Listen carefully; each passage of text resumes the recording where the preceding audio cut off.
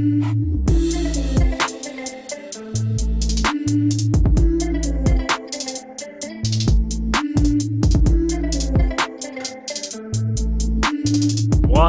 is going on, everybody? Welcome to the MLB afternoon or main slate or whatever you want to call it. It's a three-gamer MLB Live Before Lock show presented by OddsShopper. I'm Eric Lindquist, excited to be breaking this down for you alongside my buddy, my pal, the guy who makes three games bearable, not just bearable, but enjoyable even. That is GUNDACKER at GUNDACKER over on the Twitters. How you doing, my dude? Yeah, I'm doing all right. I don't love these small slates, but I also feel like there's no easier path to leverage if you're just a sucker for leverage than these small slates to just completely go opposite the coagulated ownership. So there is some fun and some strategy to be had. So it's not the worst, and there's some halfway decent pitching and offenses. So it could be worse. Yeah, this isn't Pirates and Reds and I don't know. Who else would absolutely suck to have on a three-gamer? Oh, the Cubs. Oh, there they are. Hello, found them. Yeah, for the most part, I'm pretty excited about this one because I think that there are some fun talking points. And, you know, it's probably a slate that I wasn't going to play with NBA here tonight. I bet some people feel the same way, but hopefully together as a show, as a community, we can make some money off of this because it's been very, very fascinating to read through. And I will say George Kirby might be a stud, so you'll be seeing us break it all down here. So smash that like button, subscribe button, notification bell. Happy to be bringing you extra content, extra shows. Tyler Zander behind the virtual glass, getting it all done. Shout out him, good people. College Station just burning down bridges left and right like it was nothing. Did you, GUNDACKER, see the press conference of one Jimbo Fisher? I did not.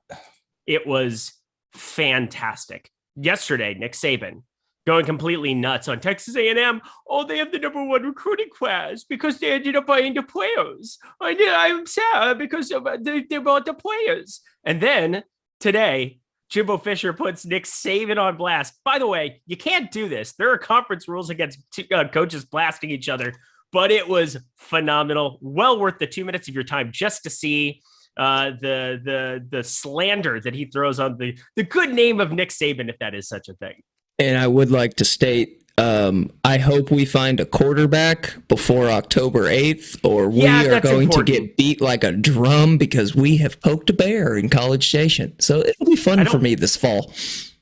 Yeah, I feel like picking on Alabama is a bad thing to do. Maybe a fool's errand, but you know what? If somebody's going to do it, it might as well be Jimbo Fisher, who won one national title because of one player who should have been suspended. But anyway, we continue on, shall we? Yeah, I don't speak the language y'all are speaking. I don't know. All right. Well, how about this? MLB slate. Look at the left side of your screen. Here's how we're going to do things in these parts, because I don't want to try to drown out three games, you know, in kind of a similar fashion. In the NBA, we can talk about one game. We can talk about all of the bets, all of the different ins and outs, because you know, Showdown is gigantic in terms of prize pool, and it's well worth the time. We have some smaller prize pools, but still $50K to first over on DK, $15K to first over on FanDuel, or $25K, sorry, over on DK. But looking forward to this one. Shout out. We've got El Negro Loco there in the chat, the news god himself. Doesn't look like we have any weather. Well, we do have some fun things regarding weather, just going to not be indicative of a rain out or anything. Just looking forward to this. Shall we dig in with the game-by-game OddsShopper recap where we go over our favorite pitchers and stacks, and then we get ourselves the heck up out of here, GUNDACKER? Let's ride. Seattle Mariners 4.1. That was very Rinpack of you. I loved it. It felt right. Seattle Mariners 4.1. Boston Red Sox 4.4. George Kirby on the mound. This kid is a stud. I found out this morning too. Same college as one Greg Ehrenberg. And actually, I was the one who pointed that out, so props to me. But either way, absolute stud of a cannon on him. Not quite the 100 green 9,900, but 97, 98 seems pretty fun. I'm pretty interested in rostering things like that. I understand 4.4 implied run total there for Boston. I understand that this is probably going to be a spot we still want to get to some Boston bats. It's only 6 teams at our best, but how do you feel about George Kirby on today's slate? Yeah, I think when it comes to just straight up strikeout stuff, it looks like he has a lot of, I don't want to say unrealized potential, but it's not been realized to an extreme in the big leagues, as we saw in the minors. In the minor league campaign so far. We saw him have 32 strikeouts and 24.2 innings. The first game called up against the Rays, a 17% swinging strike rate, and then below 7% in game 2. That happens. The transition from minors to majors is certainly never 1-to-1. But on a 3-game slate, if we're just trying to isolate strikeout potential, it's in this kid's DNA to miss some bats. So I'm definitely with you on being excited for his potential ceiling, his output, and I'm not too scared. I mean, I guess I am scared of the matchup, but I would say we've seen the Red Sox kind of fall flat at times. Though this recent Astros series was perhaps a spark plug that could change stuff up. So I like his strikeout potential. It's a small slate. There's no way to not get to some of him if we're just straight up trying to chase ceilings. And we don't have to give up too much equity. I mean, a 30% chance to be a top 2 pitcher on the DraftKings night slate with a 12% ownership. Like, I don't know if I've ever seen 18% positive leverage in my life on a pitcher using the Awesemo top pitcher tool, Eric. I was going to say, I wanted to pull out a Star Wars quote for you because something you said. This could have been the Red Sox situation where it's the spark that will light the flame that will burn the first order down. Do you understand that at all?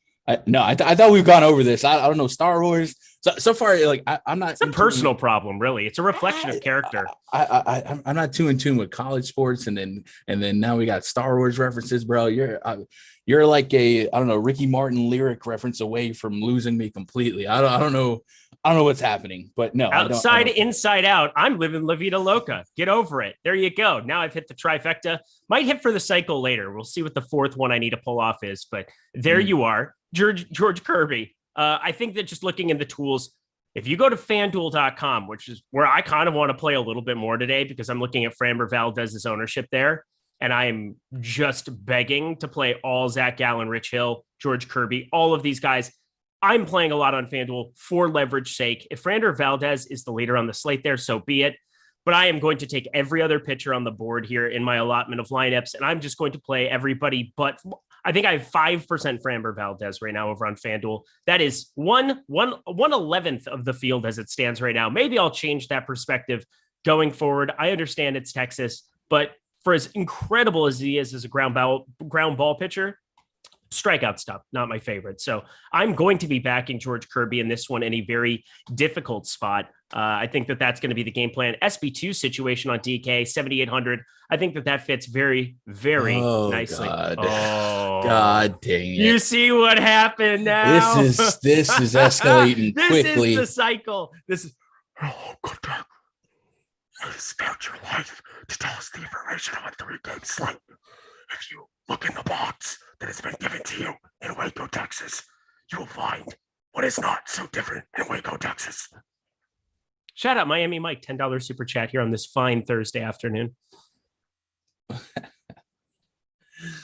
What? Nothing.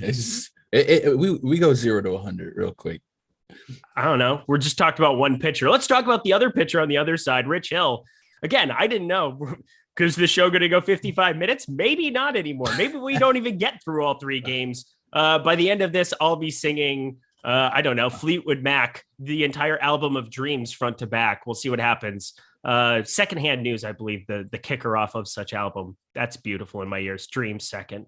We'll think about it. But either way, Rich Hill next up, 18.6% K percentage. He's old.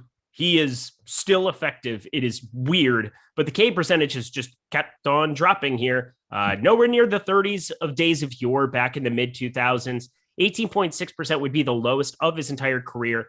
I think that's probably something where I expect that to happen considering he's 42 years old, but still at 3.35 expected ERA. He used to have a long reliever going in for him earlier on, but now they've lengthened him out. They're apparently just going to extract every bit of arm they can out of him. Rich Hill, 6,500 on DraftKings, think he's viable. I think on FanDuel, I'm getting away from Valdez, so I'm definitely going to have some. How do you feel about Rich Hill today?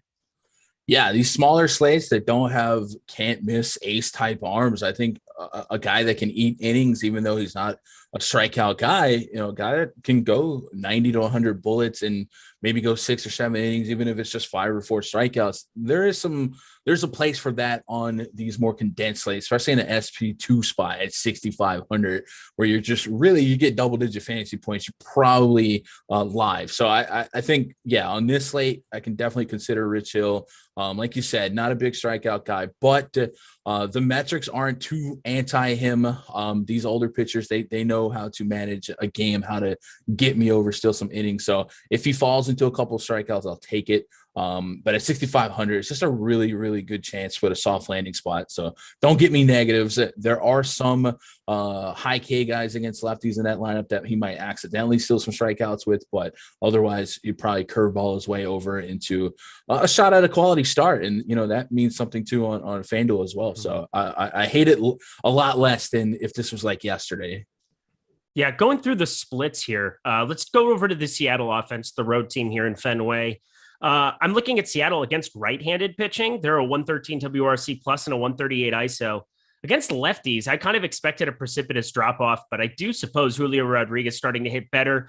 You've got, of course, Ty France, who came out of the gate really, really hot, has kind of middled down a little bit, but still 102 WRC plus and a 147 ISO against lefties on the season.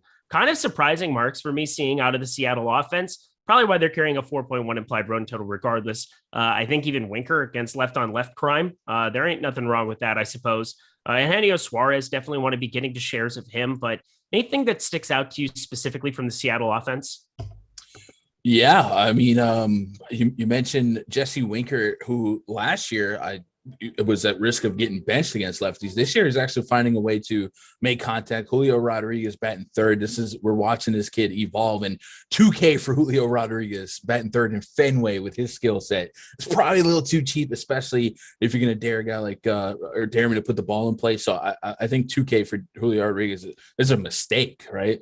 Ty France is a great ball player. This Fenway Park is going to play as one of the more hitter-friendly parks on the season. So a contact guy, man, bad things happen to good people. I think the Mariner stack is also going to be one of my, I'll say more sought after, but one of my most sought after stacks. And we're scumdackering on a 3-game slate, so we're going to have both sides. So I had to explain what is scumdacker. By the way, Julio Rodriguez is not 2K flat. That would be awesome if he was. That'd be really cool. He's 3,300 on DraftKings. He's 3,100 over on FanDuel. So that would be awesome because then I would just click his name a lot. But then I guess so would the field. Julio Rodriguez around 21% ownership there in the outfield. Speed, you hit utility combo. I'm just fine getting to some of that, but confirmed. Dylan Moore being 2K. Not a ton of love for Dylan Moore because, that's that. But still a 161 ISO for Dylan Moore. Look at you go, young man. Maybe I will have some shares. I might have to throw that back in. So I just learned there's a catcher named Julio Rodriguez that's 2K flat. There so is. And I just have the CSV in my spreadsheet. I didn't. God dang it. My bad, chat. My bad. Yeah, well, not this one. Not the good one. The good one is not. Pudge Rodriguez making an appearance there in the spreadsheet as well for Gundacker. Like to see what his. I bet he could probably still get up there and at least catch a game. I don't think you get fantasy points for that. Yeah, there's a couple of guys that like a lot of relief. There's a Will Smith reliever. There's a bunch of Luis Garcias. So whenever common names like that happen across the slate, it's a nightmare for spreadsheet importing. All right. Oh, John Wick. I'm in the minority, I'm sure, but Eric's saw voice makes me laugh every single time. LMAO. Suck on that, Gundacker. Suck on that. Tyler, don't shake your head at me. Respect for your elders. I mean, I don't think it's a bad saw impression. It's just it's a saw impression. You just everyone can do the Batman. What else am I supposed to do when I see Miami Mike being so lovely and Jigsaw showing up on my screen? You gotta have fun with it. Have some fun in your life, Gun. It's not just MLB the show and DFS every day. Hey, there's a little Fortnite. I agree. Okay, yeah. You gotta go outside your comfort zone once in a while, I suppose. Now it is your comfort zone. Pretty good at the game, by the way. I gotta check in on a stream. Go watch you do your thing. But we got the Red Sox on the other side going up against George Kirby. And as much as I do like George Kirby for this slate, I think Greg and I both agreed this morning, stands out as a pitcher that we both want to roster above the field, no doubt about it. Hard to think that you're not going to want to have some Red Sox interest. pretty easy to consider anything that isn't Houston, that isn't the Cubs today, is going to be a little bit lower owned. And we're seeing that 16.8% ownership share for them, still negatively leveraged. The only 3 teams of positive leverage being Arizona, Seattle, Texas on this slate. But I still think Boston's going to matriculate into some lineups for me. How about for you? Yeah, the park is still good. And like I said, Kirby, some growing pains to be had from that transition from the minors to the majors, and he didn't spend a whole lot of time in the minors this season before they brought him up, and they brought him from like Double-A, I think, straight to the big. So Double-A, yeah. So they're for those that don't know, there's another league between Double-A and majors. So he skipped a grade and graduated. So there's certainly and we see it all the time. Hunter Green as an example. There's certainly some growing pains to be had step by step, day by day. So yeah, Red Sox offense. Make it happen. All right, the second time around. Yeah, so give me Devers. Devers is absolutely on fire right now. Mix in some JD, some Xander, guys like that, especially these guys that don't really have a lot of strikeout propensity anyway, like Devers, like Xander, even Verdugo. So yeah, Red Sox and Fenway, sign me up. God dang it, Mike, stop it. Or don't, but stop. Change your avatar to obscure characters and just make Eric do random impressions every time. We're going to jump ahead to the read. I'm going to do the entire read in a Saw voice. I think that's a $20 super chat. Yes. That is what I'm doing here today. Tyler, it's actually Miami Mike 305's world, and we're just living in it. That's for sure. $30 into this show. He gets everything that he wants here. Oh, Duke joining the fray. That'll be fun. Let's get to it here. He's probably going to love this impression coming up, but I definitely like these Red Sox bats. I think you got to be looking at Xander Bogaerts, Rafael Devers, left on left crime. Once again, it never hurt anybody, except for it might hurt young George Kirby here today. Looks like a spot where I just want to be getting to both sides of it. Learn the scum-dacker approach for this game, if you will. Yeah, both sides, all the things. We're going to roster it all. Anything else you want to cover here? No, and you know, I picked Terry's brain on this. Maybe I'll ask you. It is a 3-game slate, and I think there is chance where I do some crazy stuff to get a little bit different than the field. How do you feel about unlocking 1 or 2 batters against your pitchers when you roll out your CSVs tonight? Or are you staying away from that? I was going to talk about that when we got to the Arizona game here, because Zach Gallen has a K rate and he's just fantastic and all of the things there, but it's still such a good hitting environment here. Wind blowing out in Wrigley, over under of 9. You can have solo shots go up against your pitcher who still fans 8, and you're in really, really good shape. I think it's really a case-by-case situation. Sometimes I'll just make it max 1, max 2, sometimes on 3-game slates. Rarely going to 2, though. I'll usually stick around 1 and hope for some of the solo bombs, especially if they have power or they're cheap that open up an entire stack for you. But there's just certain paths of doing it if you're hand building. Another thing I like to do is I'll sometimes take the leadoff hitter who can get on base, get some stolen bases, or might have more appearances in the entire game, so it doesn't hurt your pitcher as much, or at least you would hope so. So there's different paths to get different on this slate. But on this game specifically, I don't know if either pitcher is going to get to like 90, 100 pitchers, and I'm probably going to maybe get a couple righties going up against Rich Hill from the Seattle side. I can't imagine, because Boston's more popular, I don't think I'm going to really be rostering a whole lot of Boston going up against my boy George Kirby. All right. Yeah, no, that's fair. And even like the lower pitch count makes me a little bit more enticed by doing it. Just getting the bullpen, less negative correlation, right? Yeah, exactly. Well, less negative correlation. You just hope that they go completely bonkers once your guy leaves the game. But if he pitches well, George Kirby in his first 2 starts, 81, 89 pitches. That's pretty tough to imagine he's going to be succeeding without it just being some solo shots. And Rich Hill, we saw extended up to 94. So it's hard for me to say that now Rich Hill is all of a sudden the guy that you have to say, oh, he's only going to pitch 70. But if he gets in trouble somewhere, more likely to maybe get pulled here or there. But really a slate by slate, case by case basis for me. Hand building, though, I definitely will have like a righty or 2 that I'll put in from Seattle up against Rich Hill, even if he's my pitcher on FanDuel. Bet. Cool. That was fun times. This is going to be really fun times for you. You ready? No, I'm not. I was really trying to stall asking strategy questions and crap to avoid this, but here we go. Hello, Awesemo people. Get all the Awesemo Plus tools and content for every DFS sport out there with the Awesemo Plus MLB Live promo code, all caps, one word, 50% off your first month of Awesemo Plus Platinum. If you want to spare your lives, $18.95 for the weekly pass. That includes Fantasy Cruncher as an add-on. If you want to get that, it's separate. You don't get that included in the $18.95. But I strongly suggest, unless you want to go into your box of tools and pull out the wrench of you saving your life, that you use the weekly pass for $18.95. Stop guessing. Start winning. Join Awesemo Plus today. Yeah, do that. So next game on the board, we have Arizona Diamondbacks going up against the Chicago Cubs. I believe it's a 4.3 implied run total for Arizona, 4.7 for the Chicago Cubs. We have Zach Gallen on the mound. He's got a 27.1% K percentage for this season.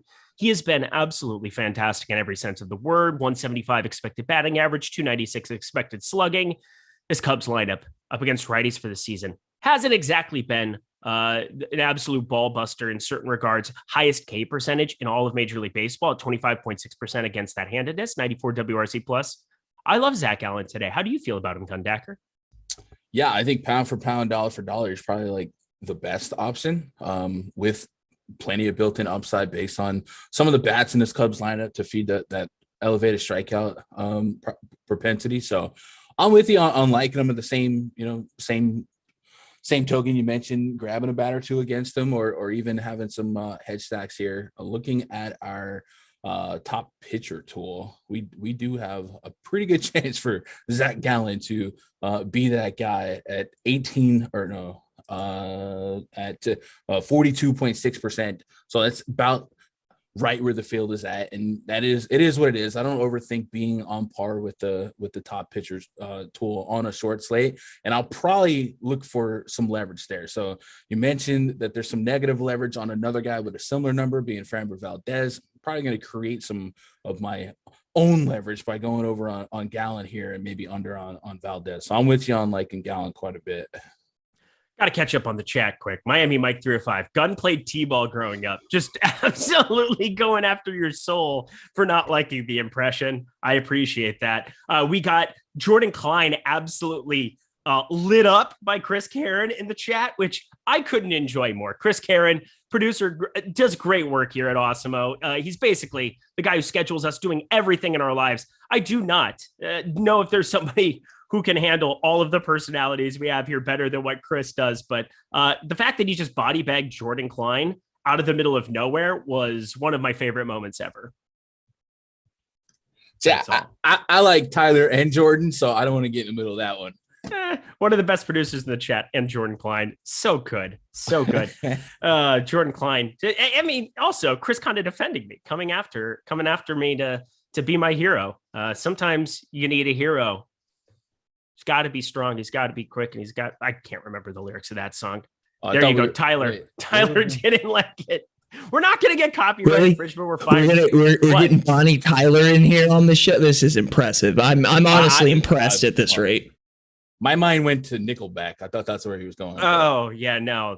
Look at this photograph. Every time I do it, makes me laugh. It's fine. Marcus Stroman, 20.4% K percentage on the other side. I hate rostering Marcus Stroman. I hate it. 521 expected slugging now. He used to be a really good real life pitcher, and now that's even starting to go away. We have a 53.2% hard hit percentage. Wind blowing out in Wrigley Field today, and Arizona's going a little bit underowned. Might be one of my favorites, if not my favorite team to full stack up today, which is weird to say considering it's the Diamondbacks. But how do you feel about them facing Marcus Stroman in Wrigley?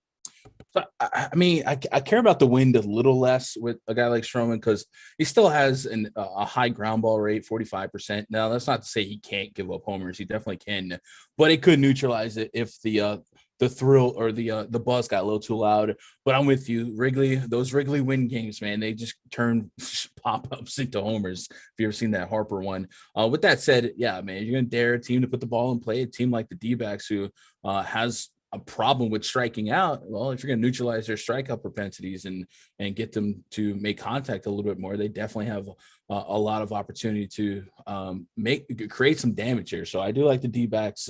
I think Stroman's like one of the, and this might be a bias thing. I don't even know. Stroman blocked me on Twitter. We don't get along. What? Yeah. So this might be a bias thing where I just fade Stroman altogether. But yeah, I'm way more on the D-back side here than the Stroman side. Larry C, shut up. You're fine. Also, story time. Marcus Stroman blocked you. You can't throw that in on a 3-game slate and not expand upon that point. What would you say? What'd you do? You're obviously in the wrong. No, I don't. So I'm blocked by him and Trevor Bauer, but who isn't blocked by Trevor Bauer?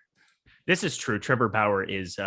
Well, we're not even going to go there. We're going to go to the other side of this game. We're going to talk the bats from Arizona first. Who are some of your favorites to get to and pluck for lineups? I mean, guys with the most power, right? Varsho in the leadoff spot looks really good. They went really lefty heavy here, but Christian Walker, who typically has a strikeout problem, you can neutralize that, tap into that 200 plus ISO against righties, and throw him right in the mix. Ketel Marte. I like Varsho Marte as a really strong handcuff and some like single entry stuff. And then even getting down to like a Jordan Luplow, who I prefer much more against lefties because of his near 30% K rate to righties. But again, if Stroman's going to piss the contact here, maybe it's a spot where he surprises some people in a split that I normally don't target him on. Yeah, I'm with you. I think that I've got him in a couple of lineups here as well.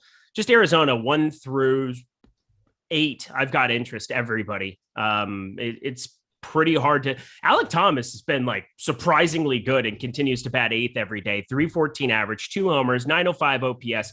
I was giving him some props before that Dodger game last time around. The doubleheader, he had a bomb and he had 6. Okay, so he didn't completely fail everybody in the universe the other night, so I'm okay with that. But Alec Thomas has been pretty good since getting called up. David Peralta, middle of the lineup, having Smith at the top of it. I'm just going to stack them up a million different ways. Too bad they all play outfield over on DraftKings. At least, I'm not going to roster Perdomo dude, the new Perdomo dude that we have third base shortstop for Arizona. But on the Cubs side of things, I already talked about from the Arizona side, Zach Gallen has been incredible this season. Can he continue it? Because if he does, I think the Cubs go in a little bit over-owned here in this spot. I think there's just negative leverage going their direction. Would I be surprised? Wind blowing out in Wrigley if there were problems for the first time all season for Zach Gallen? No. But this Cubs lineup is not very I don't understand the 4.7 implied total for them against Zach Gallen. Can you kind of clue me in on that? Is it just, it has to just be purely win, because there is nothing in Gallen's repertoire that looks like I want the Cubs attacking them at chalk. Yeah, not Gallen specifically. Gallen, like you mentioned earlier, does have a little bit of a propensity to give up bombs to righties. There's plenty of righties with power in this lineup, and the D-backs bullpen gives up more hits than average. So maybe the bullpen plays a part here, but I think it could just be weather, reacting to weather, and maybe even the lines more so Vegas adjusting to in an ill-informed public, right? They got to balance the books here. Yeah. Oh, you're done talking. That was such an ad. Like you're done there. What's the safe word? I don't know. Pineapple again. Always pineapple. Right. Always pineapple. Yeah. I answered that too quickly, but either way, Arizona, Chicago, you can definitely have viability, wind blowing out in Wrigley on either side of it. But I am going to be lower on the Cubs, and I'm going to be much, much higher on Zach Gallen. He's just been too good for me this season not to, on a 3-game slate, take the best pitcher and see what happens. I hate that he's a fly ball pitcher. That is the problem. Ball going to be in the air, as you said, 15.2 degree launch angle for Zach Gallen on the season. But let's just go. Let's keep it going. 27.1% K percentage against these Cubs, against righties, highest K percentage, all the things I already talked about. We move ourselves on. Anything else you want to cover from this one? No, I think these are two of, I guess, the offenses that stand out pretty flop, but it doesn't look like they're a secret on the field. But it's going to be really hard to find secrets on a 3-game slate. All right. Paulin Boats. He brought up something that this is your streets. I know it's not on purpose, but Paulin Boats. I don't know if anyway. That's pretty funny. That's pretty funny. But anyone ever tell you, Eric, that you look like a WCW wrestler? And then do you know who he's talking about? Yeah, Glenn Gilberti. I can see it now. Disco Inferno. Yeah. I need a side-by-side from Tyler Xander. This is what Tyler Xander lives for these moments. Gilberti definitely has backwards hat pictures too. Oh, look at me. So find a backwards hat, side-by-side it. I'm just curious. How I Met Your Mother. Larry C., this is why we get along so well. So you gave me shit beforehand, but now you're coming in strong. How I Met Your Mother. That is exactly why. Pineapple. Yeah, I thought that was a Kevin Hart reference. Oh, if you watch How I Met Your Father, the pineapple reference. By the way, the stream's behind a little bit on this end compared to normal. Let me see. Side by side. I'm waiting for it. Look at Zoom. Oh, there it is. I mean, from the neck up, yeah.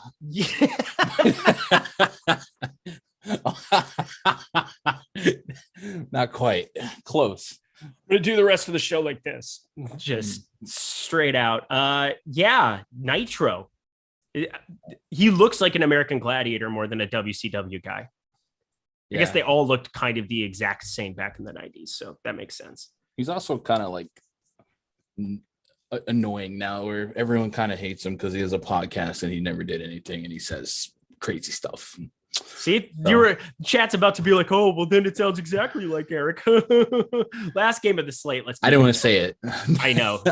You just set it up way too good for chat. What an absolute joke. Texas Rangers, 3.1 implied total at Houston, 4.9 implied total. Tale of two totals, my friends. Why would that be? Well, Glenn Otto, not so automatic after all. We're looking at Glenn Otto for the season, 647 expected slugging. That is very bad. You know what else is very bad? Just a sub 20% K percentage, 19.8, and a 7.70 expected ERA. Couple of that, with a 46.3% hard hit percentage. What happened to this dude? I thought the Yankees were developing an arm here. Texas just getting absolutely the short end of the stick because he is not good. He's not. No, that's why they, got rid of him. I don't know. There were some flashes of strikeout propensity, but I'm not interested against this Astros team that they put up some touchdowns in Fenway. Maybe back at home you can make the Sean V case for fatigue, but I'm way more on the Astros side here. And then there's a good chance I have no auto, but I hate seeing like not bum pitcher, but average pitchers have ceiling games against the Astros. Like yesterday we had like a Nick Pivetta spike game, right? Like I when that happens, I'm annoyed. But in this case, I probably will just trim the fat on auto in my player pool. Click the what? Trim the fat. I don't know.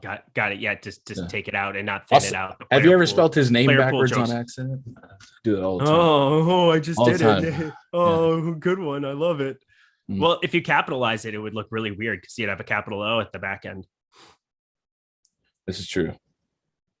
If Jack Handy deep thoughts on Awesemo.com stream today. Lowered expectations. Oh my God, we are never allowed. Why are we allowed to do shows? I don't know how it happened. Like I just assumed it was me and Terry, man.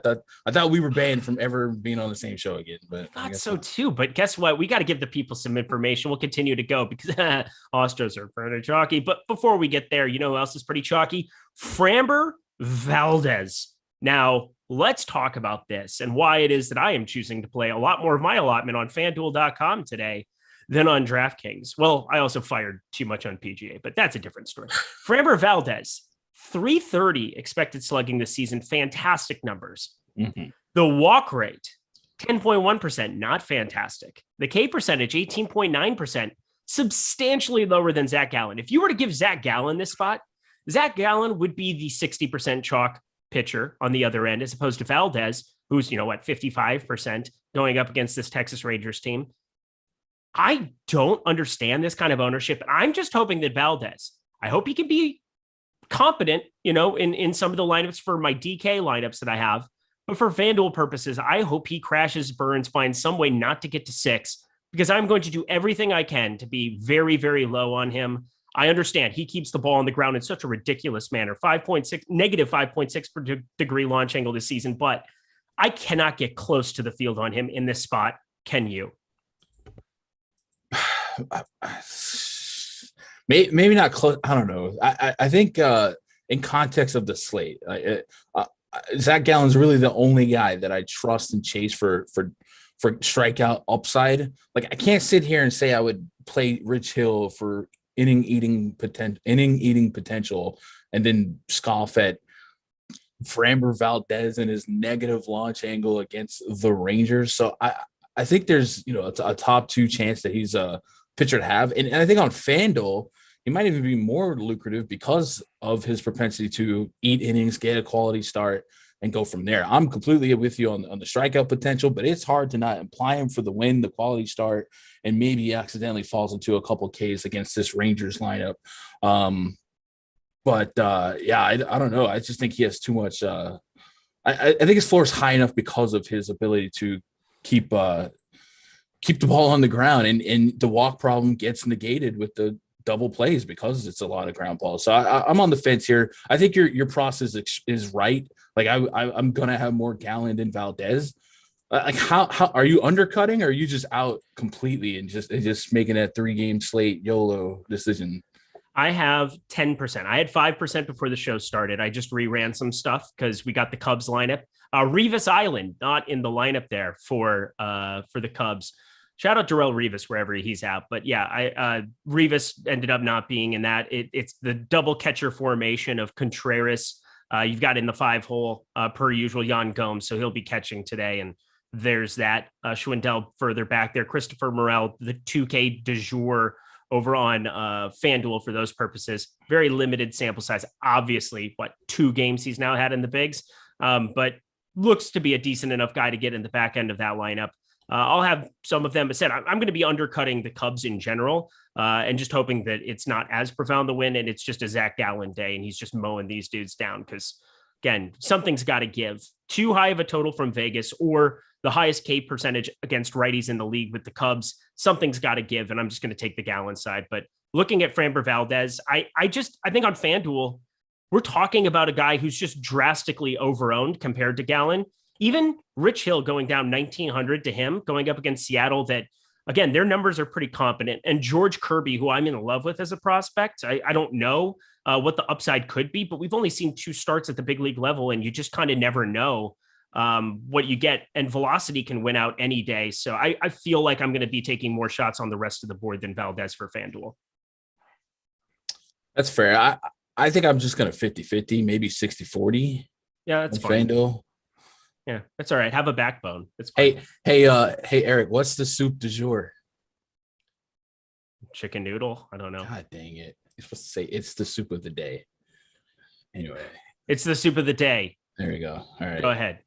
No, that's it. No, that's the movie reference. I guess you're a song reference guy, and Terry would have probably, if Terry's out there, I'm sure he answered that one. Oh, Terry is always out there. Sean V is only out there. We only got 3 games, Eric. Who cares about pitcher ownership? Me, I care about pitcher ownership on a 3-game slate. When one of them is over 50% on FanDuel, if anything happens, again, you're going to be winning with your stack. There's 8 batters compared to 1 pitcher. And yeah, if you want to play the Valdez route and just jam him, be my guest. But I can't imagine that I want to be playing negative leverage with a guy. If he had a 27% K percentage, this would be a different conversation.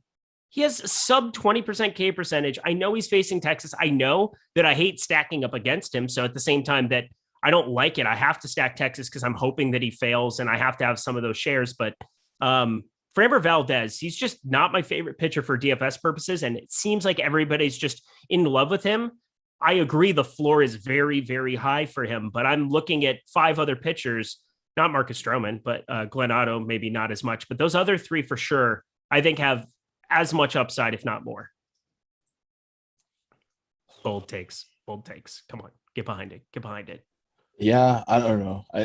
I can't. I just okay. That's fair. That's why we should have these conversations, though, because we'll play tournaments and we're trying to win. We're trying to get first. I'm curious how you want to get different on this slate. Right. If it's not just jam Houston and jam again, because you're going to have an overlap of 40% of lineups that are going to play a Houston. Well, at least 30% of lineups that are going to have a Houston stack with Valdez.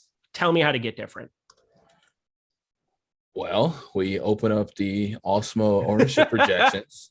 Yes, we do.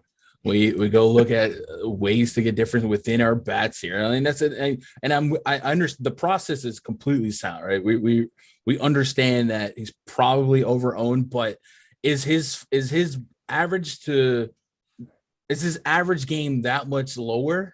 Is it just a lateral to a good game from a Stroman or a good game from a Rich Hill? Like I don't want to give up too much to get too cute, but I don't hate what you're saying. And if if I 60-40 these two, I'm gonna have some Cubs stacks with Valdez and some Ranger stacks with Gallen as some hedge here. But for me, that's probably like, I don't want to get too far away from him because he just seems like very likely to be optimal. And then, like I said, even on FanDuel at that price with little likelihood to go deeper just because of his ground ball rate and contact rate, I'm just less likely to get cute at that spot, and I'll just get different with the bat. So I'll just look for the lower owned, bottom of the order guys and chop the high on guys at the knees, or maybe throw a random Cubs bet in my Gallen lineup. All right. Well, can you check Framber Valdez, how he is at holding runners? Because Eli White from the right side, batting leadoff. He's been batting leadoff a lot lately. It stood out because Noah Syndergaard, notoriously bad at holding runners as a leadoff guy, and Eli White about as fast as it gets at the top of this lineup. So usually ground balls and run one out. What Framber Valdez, go ahead. Usually lefties are good at holding, unless your name is John Lester. Yeah. I'll look it up, but usually lefties are not something I'm targeting. Just wanted to talk through it here as I'm finishing up the Texas side, just kind of building as we go. And Marcus Semien, Corey Seager left on left for 572 expected slugging. I have no problem rostering some of that. They can at least hit the ball hard. And that is the one thing with Framber Valdez, his hard hit percentage come crashing down along with that ground ball rate. Last season, 44.4%, now down to 34.2%. If he's inducing this much soft contact, I don't want to go nuts with Texas Rangers, but I do have to force in some simply because I'm lower on Valdez and I don't want to play as much. What's the easiest path to winning in the event that Valdez has a bad game? Texas succeeds. So I have to play some Eli White, Marcus Semien, Corey Seager, Mitch Garver batting sixth. That's my contrarian play of the day. I'll even have some shares on FanDuel. What sticks out to you from the Texas side? Yeah, Mitch Garver is a great one. That's a name that we haven't had in this stack for a bit. And that beefing stuff up, Seager, Adolis Garcia, Mitch Garver, those are names, 300 plus ISO last couple of years against lefties. So Garver can lift it. Again, it's way easier said than done to lift the ball against Valdez, but those would be the pieces to do it. And like we said, a 3-game slate, stacking against the highest owned pitcher, you don't have to give up much equity just to do it. And even though I'm not going to be under on Valdez, I'm going to have Rangers stacks in the mix just because. So those will be the names. And then Culberson, his skill set is specifically like to hit lefties. So you would usually expect him to be higher, but they put him in the 9th spot. So I don't know if you're implying for more than 1 or 2 at bats here against Valdez. Rostering Charlie Culberson is kind of like rostering you or me. Like you're going to get a 0. Speak for yourself. Okay. Oh, you got some pop in the bat? I mean, if you put a driver on a tee, I'll hit it a mile, but baseball, that ain't it for me. No, I'm definitely not one of those. I can hit a major league fastball. I cannot. Yeah. I will say that. I played a fast pitch softball game one time. I had to fill in for a buddy. And the guy had been like a top, I don't know how you judge that, but he basically was one of the better fast softball pitchers I've ever seen, or that was like somebody that people knew in California. And I couldn't even see it. I was so in front of it or so behind it. And he just started toying with me. It was pain, suffering, awfulness. So I'm never going to be the guy who says I can hit a major league fastball because I can't. I just hardest can't. Thing to do. I can knock down a 3 though. You can leave me open in the corner. I will PJ Tucker the shit out of this thing. Okay, that's all. Houston Astros side. Disco bringing the fire. You're welcome, Paul and Boats. Hall and Oates. It's fun to say. 1 through 9. You can have interest on DraftKings.com. Probably won't play Maldonado in my allotment over on FanDuel, although seems to be hitting the ball a lot harder than days of your 47.4% hard hit percentage on the season. But you know what you want to do. You want to roster 1 through 8. You get Jose Siri and McCormick if you want to try to get different 7-8. I don't mind that direction. I prefer McCormick, but Jose Siri been pretty prominent and he is fast as shit. So you just never know. How do you feel about the Houston side? Is that the technical term? Fast as shit. Yeah. Little dude runs. Well, Jose Siri's a bigger dude, but Eli White's a little dude who just runs fast. This is Jose Siri's a bigger dude who runs fast. Eric's got a wet jumper. Eric's the forgotten Splash brother. So they called me Ginobili at the 24-hour fitness once upon a time, even though I'm not left-handed, but I spent an entire game shooting left-handed to prove a point that these guys fucking sucked, and it was beautiful. But anyway, keep going. At the 24-hour fitness. I'm just saying. Bro, he's out here. Where you get buckets in LA. Raymond Felton, Rashad McCants came in one day. They learned what was up. It was good stuff. Actually, I was on their team. It was cheating. But yeah, but can you shoot a basketball like a knuckleball? Like it looks like R.A. Dickey threw it when I shoot. Already said. No matter. I think it's a talent. I don't know. Can anyone in chat do it? Probably not. Probably not. But we have 10 minutes, so we're going to keep going. Who are your favorite Houston Astros, Gun? Yeah, all of them. Altuve, Bregman, Alvarez, Diaz, Kyle Tucker for your contrarian thought process there, man. Those are the guys for me. Diaz a little less, but yeah, I think they all look really, really good. And this Rangers bullpen has actually allowed amongst the most homers in baseball from a relief standpoint. So if you get through Otto, you're going to get quality at bats for 8 innings at least. And yeah, there's not a name I wouldn't get to, but if we're just trying to get a little bit different, I probably would make sure to not leave out some Siri, maybe a little bit of McCormick as well. Jordan Klein, he's so funny. Why are you watching the show? You have a stream to do later. Are you just literally making sure that I get off at 3:25 no matter what? Like that's the only reason you're here. Let's be serious. I guess I'll give you what you want, Jordan Klein. You want to read. You want to hear Eric's beautiful, savory voice. Oddshopper.com. Best bets in 30 seconds or less. Oh, while you guys hit the like button, of course, we've got over 380 of you guys here. We're going to recap the slate. If you missed something, if you got in here late, don't worry. Gun and I got you for this 3-gamer. We're going to have to bounce out of here well before lock because we've got the NBA show coming up. But for that NBA show, for MLB today, you got to go to oddshopper.com and take advantage of all the great tools and content from the leaders in the industry. Who are they? Alex Baker, the #1 DFS player in the world. Steve Buzzard, top 10 player in the world. Sean Zahn wins 100K almost every single night. Eddie lied too. It's just insane how good these guys are in the DFS streets and also the betting streets. They're posting their cards every day in the premier betting the Discord is where it's at. Head to the premium Discord, get those best bets. But right now, for a limited time, you have oddshopper.com at your disposal. Head there now, go click on it. Check out all of the best MLB, NBA, NHL, golf bets available to you this given second. I'm looking at the MLB bets, and Rich Hill over 4.5 strikeouts plus 140. I love that number. I think that makes a ton of sense to be getting to. 94 pitches out of the middle of nowhere last time out. I don't see that allotment, but this Seattle offense at the same time that they have a ton of potential offensively, positive WRC plus against both handedness. There's still some strikeouts to be had for Seattle up and down that lineup. So I feel like 3.5 is just too low of a mark. Yeah, just a 22% K percentage there, but you're getting plus 140 for something that has over a 50% chance of happening. Take that every single time and run with it. Gundacker, anything stick out to you on the Odd Shopper board for today? I think the Rich Hill one makes a lot of sense. I have some action. I mean, for basketball too, right? And yes. I love the lines for basketball. It really helps. What? Yeah, I wasn't expecting to get handed the rock there. But, dude, I've always handed you the rock. Now you're going to the basket. Oh, you don't know that song. Is that like you're too young? It's fine. All right. How about I want to grab someone on Peyton Pritchard with Derek White out, and we're getting a 62% expected win percentage on Peyton Pritchard to grab over 2.5 rebounds. Fast PP, as he's called in the Gold's Gym streets. Quack, quack, quack, quack. Peyton Pritchard, Oregon legend. Go check that out. Peyton Pritchard, 62% expected win percentage. I can get down with that, Gun. So absolutely. Cross-sport parlays available on Prize Picks. Take advantage of it. Take advantage of everything we have up there. The NHL bets have been incredible. I know Loco has really enjoyed his time in the streets over there. I think you guys will too. Take advantage of that right now. If you have legalized sports betting, sign up. Use all the promos we have to offer there. Use it in conjunction with the BetMGM promo. Use it in conjunction with Prize Picks. So many different ways to have your money work for you over at OddsShopper. Thank you so much to all the guys for all the amazing tools and content they've put together all in one place for your betting needs.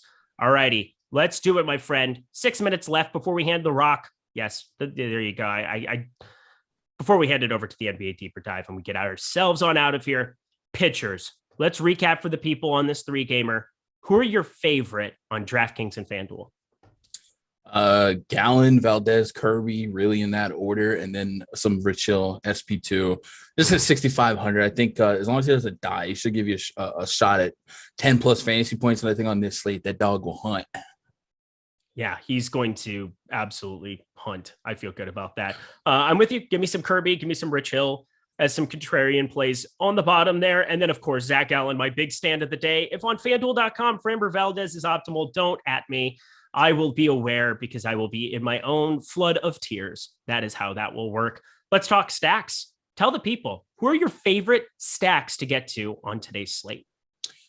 I'm privy to the Red Sox here. Like I said, if there's still enough uncertainty when it comes to Kirby going from AA to the big leagues here. Red Sox are playing a little bit better as of late, and they are a little harder to strike out through the heart of the lineup. And Rafael Devers is crushing it right now. So I do like the Red Sox taking advantage of that ballpark. Maybe gets a little bit unsung, pretty even with the field's pretty even with their top stack percentage. And then Houston makes a lot of sense.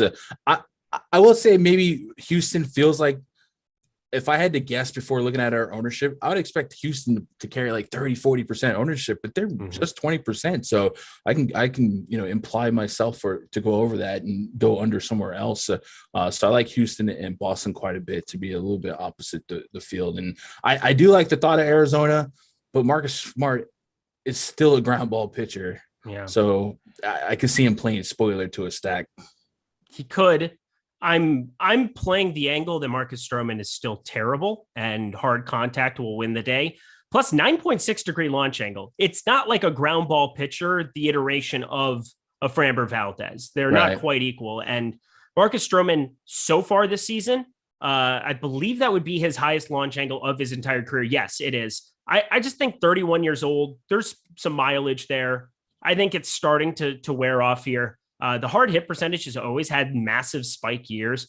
You go back to 2015, 29.5% was so low, backed it up with 41.9 and kind of just prevailingly gone up since then. The bar graph dips down a little bit in the middle, but 53.2% is a ridiculous amount of hard hit to be giving up. 4.72 expected ERA. I'm still going to be going quite a bit with the Diamondbacks.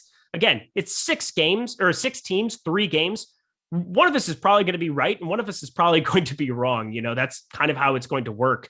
No offense to you or to me, but I really do like Arizona. They're my favorite stack to get to on the day, which is absurd to say. Houston, probably number 2, but they're already very popular. And on FanDuel, they're less popular than I was expecting. You're dead right on that.